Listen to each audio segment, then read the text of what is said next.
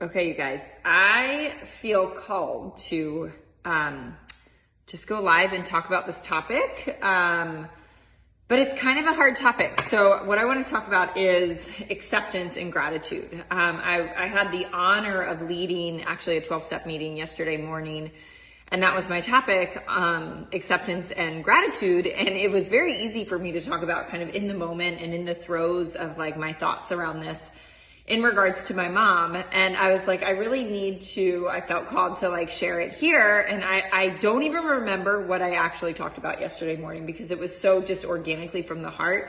And so what I am here to do again is just kind of speak truly organically from my heart, as I always do. But what I get nervous about, just being, not nervous, but like, I don't know, there's a difficulty with talking about this sensitive topic of my mom. And for those of you guys that may or may not know, I'll just fill you in that she had a stroke about 2.5 weeks ago. And today's a really big day and a good day in my eyes because we are transferring her from the rehab hospital to an assisted living that's like right around the corner, which feels really good, although I can't go see her because of COVID. So that's really hard. So there's like all this good and bad, right? But my mom 2.5 weeks ago went from, hey, Mom, can you pick up the kids from school? Can you like grab Coco from Hip Hop? Can you swing by tonight and bring dinner? To, and I think this is like part of what maybe I haven't wrapped my head around. I don't know if she'll walk again. I don't know. I don't think she'll drive again.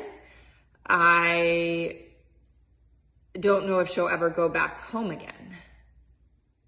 And I haven't fully processed that. And that's not what we're here to talk about today, but I'm just trying to kind of paint the picture of like how radically different my mom's life is today versus 3 weeks ago before she had a stroke. And what I have known about my mom, let's go there for a moment. She is a German Navy nurse, tough as freaking nails. And when I say tough, I mean tough, y'all. And so I wonder where I get some of my attributes. I don't know if they're attributes or not. But anyway, I digress. So whenever she has had issues with, she's also a nurse practitioner. So whenever she has had to be hospitalized for other things, it is extremely difficult to deal with her, just kind of, she's tough. She's tough and she gets very argumentative with doctors and she's fiercely independent, right?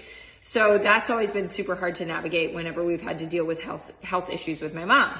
And so looking at like what this is going to look like for the end of her life, we've always been like, oh gosh, it's not going to be easy when we get to that stage with mom. And here we are at a stage that we never thought we would be at. And I have been able to visit her in the rehab hospital several times in the last 2 weeks. And what I have seen is nothing short of a God-given miracle. Meaning, there she is, not knowing what life's going to look like, not knowing if we'll walk again, all the things. And there is a level of immense peace. There is a level of letting go that is shocking to sit back and observe. And so what I do know about that, when you are at a place of completely letting go and complete peace, there has been a major acceptance, right, that has taken place. And to look at what my mom's going through and to realize, this acceptance didn't have to happen, but was somewhat forced in a way. There is so much that has been taken away from her that she really has no choice but to accept her current circumstances and to accept dependence and to accept help and to accept that life will not be the same.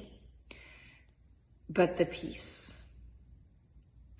but the lightness, but the letting go. I mean, y'all, it's mesmerizing. seriously. And it is probably going to be as many things as I've learned from my mother over my lifetime. I bet I will look back on my life one day and remember this as one of the biggest lessons in my life. Because it's just astonishing to watch. You know, she'll talk to me about something that she is worried about. She's like, I'm worried about this one thing. And I'll say, Mom, you know, this is the way that I see it, and I just don't think you need to worry about it.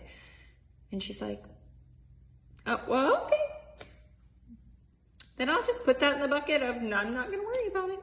And I'm like, who are you? Who are you? And the other piece that I see in this, the other lesson is, you know, I'm all about gratitude and focusing on your wins. And I see that's what's happening. You know, her speech has not been taken away. And you can't help but be in the situation that she's in and be very, very aware of the gift of having your speech, when most people that have experienced a stroke don't have that. And, you know, I've said to her, like, can you imagine if you couldn't talk? And there's some slowing down a little bit of, like, you know, there's a little bit of a struggle and a slight delay, but not much. And she said, you know, Moira, the whole right side of my body doesn't work, but I can't help but be so incredibly grateful for the gift of my voice. And so what I take away from that is, like, you know, I was thinking about it after I was driving home from school today, and I was thinking, without the hard, the mundane is mundane. The ordinary is mundane. But with the hard, the ordinary is miraculous.